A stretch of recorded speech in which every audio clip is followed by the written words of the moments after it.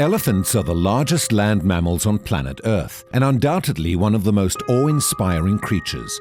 Their size, unique shape, intelligence and strong family bonds have amazed and inspired humans throughout the beginning of time. In many religious beliefs and folklore, the elephant has become a symbolic figure, evident in countless historical paintings, carvings and drawings. Despite this, mankind in the latter centuries has nevertheless managed to commit countless atrocities against these gentle giants, all in the name of money and fueled by greed. 3 adventurous women, Gabi from Germany, Kazia from Kenya, and Casilla from Brazil, spent a day and a night getting to know the elephants of the Knysna Elephant Park, going on a morning elephant back ride, learning more from the caretakers of these amazing animals, and even feeding a baby elephant. Join these 3 women as they discover the sad and mystical story of the Knysna elephants.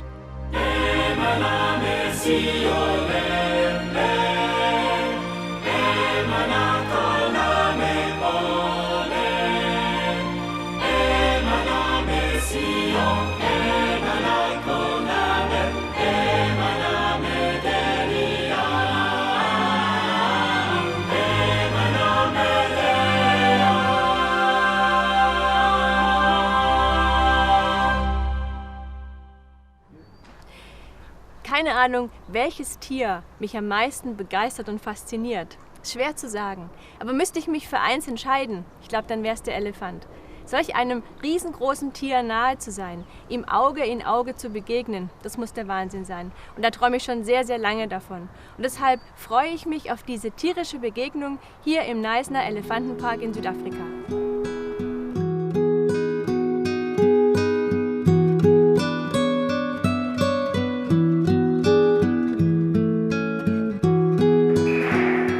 Early dawn finds these elephants awake, and they are led out of their secure sleeping area into the wide open spaces of the farm, sometimes to tourists who are waiting in anticipation for their elephant back rides, a once-in-a-lifetime experience.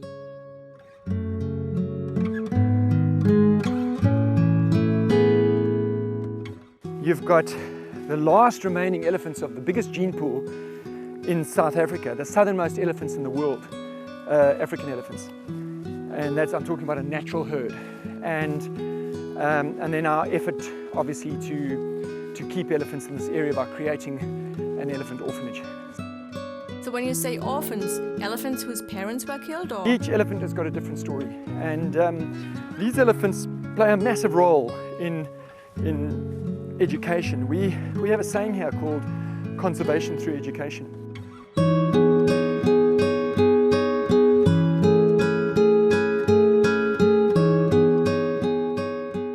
We started off in 1994 with 2 little elephants, Harry and Sally, who were tiny little guys. And it really started all because of the elephants in the Knysna forest, the fact that there was only 1 left. And what we wanted to do was get elephants in so that we could educate people about the past so that this whole indictment on man would not reoccur.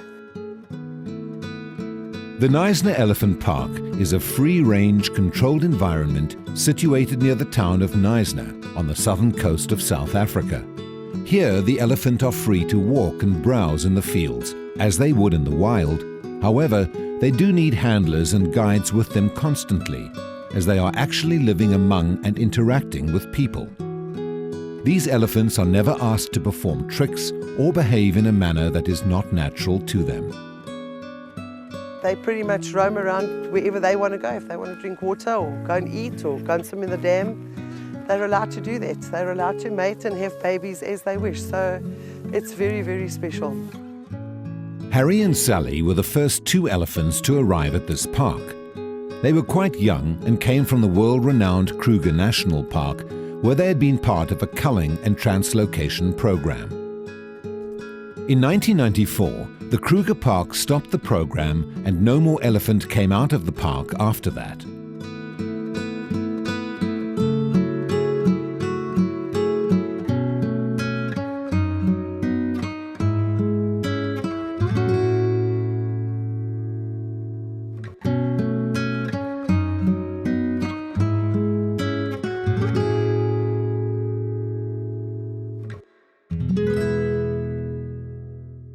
When we went and had a look at them, there were originally 3 of them. One had died of malnutrition. Sally was suffering from malnutrition as well. And it was basically from a guy who wanted to get in elephants, and off the back of one of the big 5, he wanted to shoot one of the big 5. He was involved in cane lion hunting. So he thought that if he brought in hunters and put them onto an elephant and they could shoot a lion, he would make a couple of more $1,000, whatever it was. And then what happened is little Willie died of malnutrition. Sally became very angry and quite aggressive, and she put him in hospital, and he then decided that he wanted to sell the elephants. We went and had a look. We must have gone there 3, 4, 5 times before we managed to see them. And when we eventually got to see them, here were these 2 little guys. Harry took me at shoulder height, and so did Sally. And I fell in love with them, and at all costs I wanted them. I never knew what the future held, not for them or for us. Whether they would ever be free like they are today, whether there would be a whole lot of babies, we didn't have a clue. But it's all worked out incredibly well, with Sally being the matriarch. And all the little babies and the females that we've brought in, she's adopted. Harry is like a big teddy bear. He's really a gentle giant.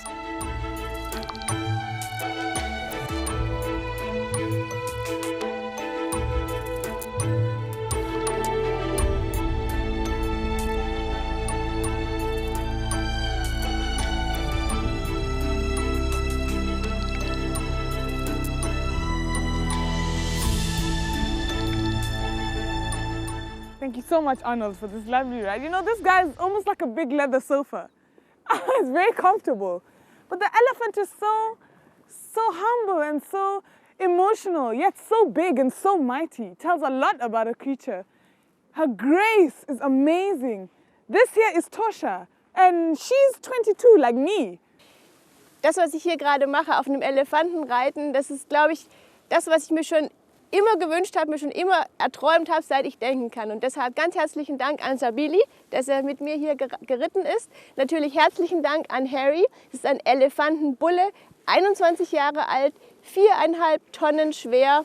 Hammer, absolut Hammer. Großartig, auf so einem fantastischen Tier zu reiten.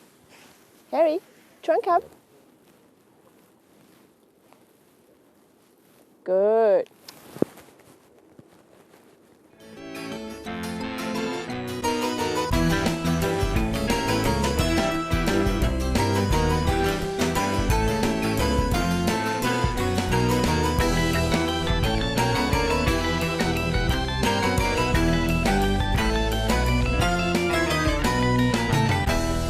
Muito obrigada pelo passeio, eu amei. Pessoal, espero que vocês tenham gostado, porque eu simplesmente estou sem palavras com a emoção que eu senti. Did you feel the skin? Yeah. It's just amazing. It is. It's like really, really tough. Like, we passed by a thorn bush, and it just went, and nothing happened, you know? But then when So sensitive. so sensitive. And Harry, he could talk. It was like if you say, Harry, talk to me. Good. Oh, is it? They understand English. I received gifts. Oh, you did? Yeah. What? Mine is so kind that when we have visitors here, he likes to pick things on the floor and give to the visitor. Oh, and that's he said, this is a gift for you. And I said, really? Like, was like a tissue on the floor. Thank you. It's for you. He's saying that you are welcome. Was it a thank female? you. Was it a female you No, were? there was only a one male. female. Yeah. It was my male. Oh, so he liked you, huh? We use the elephants in the park to do a lot more than teach conservation. There's some amazing stories that we've got. They're very broad in their nature, but for example, we do a lot of work with drug rehabilitation entities in the area, and it's an amazing process because each elephant has a different story. It comes from a different place. It's gone through a trauma of its own, and in very differing backgrounds, differing circumstances. And by introducing each elephant and their crisis and their story to the people that we're working with, they are able to use the elephant as a metaphor in their own lives. They are able to identify with some of the trauma of that particular elephant. And the biggest, the way we go about it is to describe how these elephants overcome their traumas, how they are able to problem solve, how they use their intelligence and their natural abilities to overcome the challenges that are in front of them, in the hope that a lot of these other people, or the people that we're working with, identify with that and use that as a strength in their own lives. Yesterday, we had a guy on one of the elephants who's a paraplegic.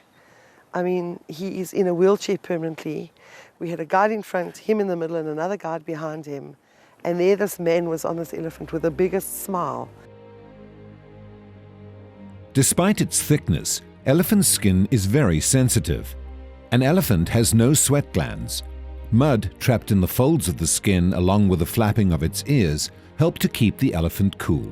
African elephants have the biggest ears in the world, measuring up to 2 meters from top to bottom. They do not have bigger ears for better hearing, however. Their ears are bigger because it is hotter on the open tropical plains, and the ears are designed to diminish the heat. Inside the huge ear flap is a network of large blood vessels. Flapping its ears regularly cools an elephant in several ways. Each flap acts like a fan, blowing air over the body surface, as well as cooling the air around the blood vessels in the ear, allowing cooler blood to circulate through the elephant's body. An elephant's tusks are not for decoration, but have a variety of important functions. The elephant used them as tools, as weapons, and in displays of strength. Although their tusks are useful, some elephants can and do live without them. And just as people are right or left-handed, so too are elephants left or right-tusked. The tusk that is used more often is called the master tusk, and is, as a result, shorter and more rounded. The intriguing trunk is made up of the nose, upper lip, and muscles of the elephant's face, joined together and lengthened to form a unique fifth limb. The 2 nostril tubes are surrounded by more than 100,000 muscle units. An African elephant has 2 triangular fingers at the tip of the trunk, which it uses to pick up small objects. Most who have experienced it are surprised at how silently elephants move through the bush. This is possible because a built-in shock absorber made of fatty fibrous tissue cushions the impact of the foot on the ground. An elephant's weight rests on the tip of each toe and the fibrous cushion under the heel. Elephants are agile climbers of steep hills, mountains, and on occasion even cliffs.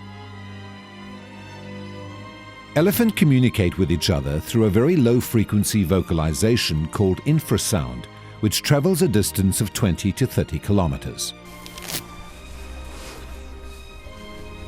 Elephants are herbivores and spend approximately 3/4 of their time, day and night, eating. An adult elephant will eat between 100 to 200 kilograms of vegetation per day, depending on its size and its habitat.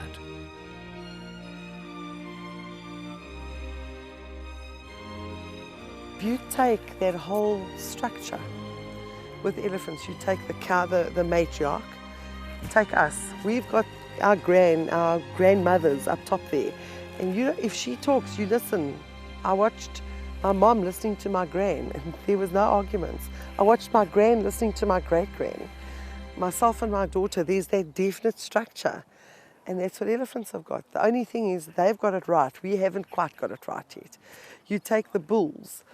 When the dominant bull goes to the water hole to go and drink, the other bulls don't go.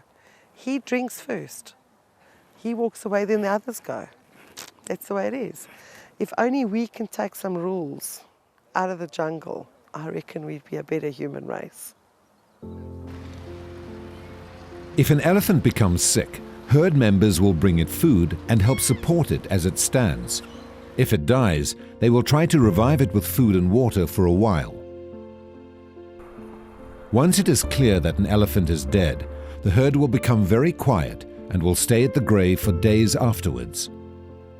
If the elephant had a particularly close relationship with its deceased peer, it can show signs of depression. Even years later, elephant have been observed revisiting the site where one of their herd or family died. They will often remain here for days at a time, mourning the loss of that one. How do you feel about your mum or your grandmother? How would you feel if you lost a child? Elephants have exactly the same emotions. It is clear that elephants are capable of great emotion, including sadness, joy, love, jealousy, fury, grief, compassion, and distress. Okay, so we're just about to feed the baby elephant. So we're going to prepare his bottle, then get the milk ready in it, and then we go and feed the baby. So Felix, take us through it. 2 teats. There we are. Yeah, there we are. Okay. 3. Just when it's enough. That's it. It's enough? That's More. it, yeah. More? This is a hole. So when you are pouring this milk into the bottle, make sure you have to close the hole because you can get sprayed. Oh yeah. Yeah. Okay. Okay, it's close. Yeah. That's great. It's not me.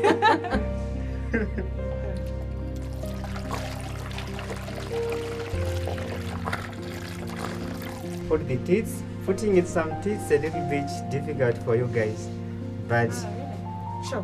yeah, Show Castillo. myself I do it like this. I hold it on one side and then I pull it like this. That's it. There you are. Well done. Well done, yeah. Bottle. Yes. Here you go. Here you That go. time. Yeah, stand still.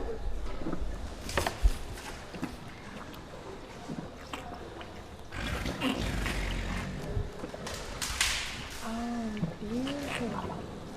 Tilt upwards. Yep. That's it. Finish. Leer. It's leer. Ist gut? Ja? Gut? Ist it gut?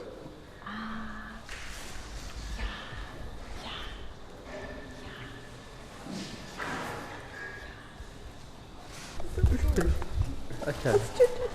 How's that for you?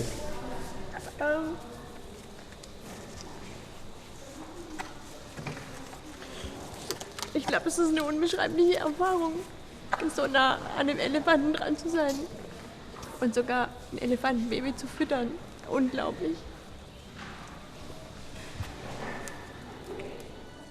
African elephants once numbered millions across Africa, but tragically, by the mid-1980s, their populations had been devastated by poaching. The status of the species now varies greatly across the continent. Some populations remain in perpetual danger due to poaching for meat and the huge and deplorable international demand for ivory.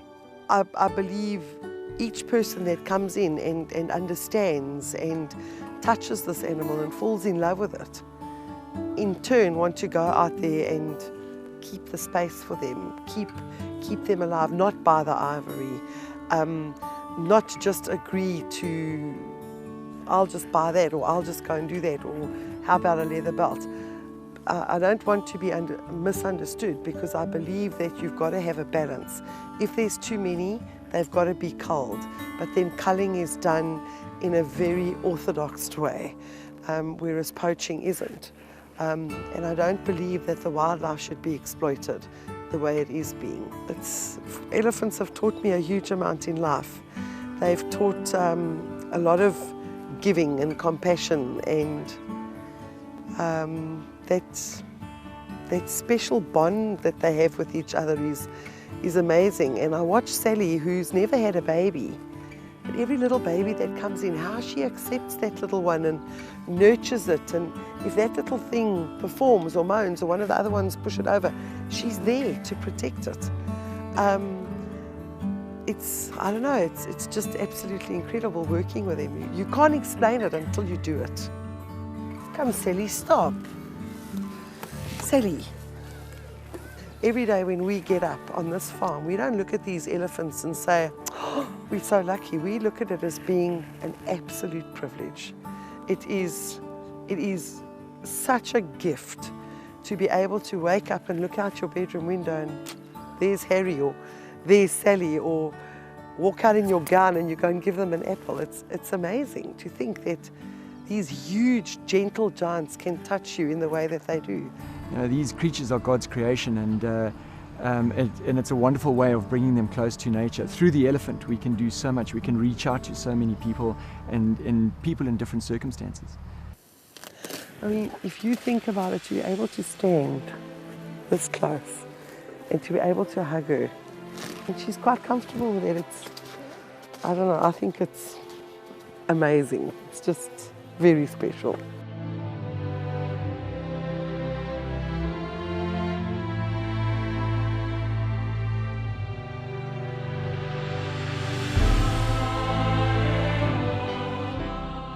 Each elephant that I met here had a unique personality. I am convinced of the fact that God created them in this way, just as He created unique humans, each with a different character.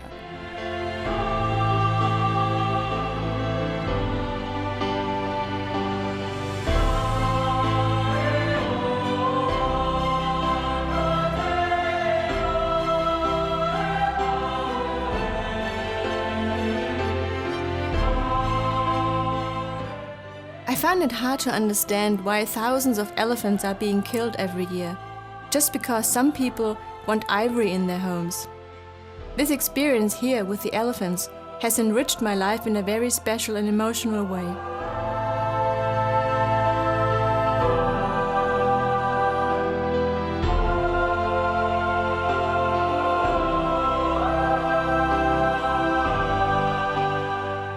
This world is full of distressed people with all kinds of problems. I'm so happy to see that these elephants, who also had problems, are helping people overcome difficulties in their lives.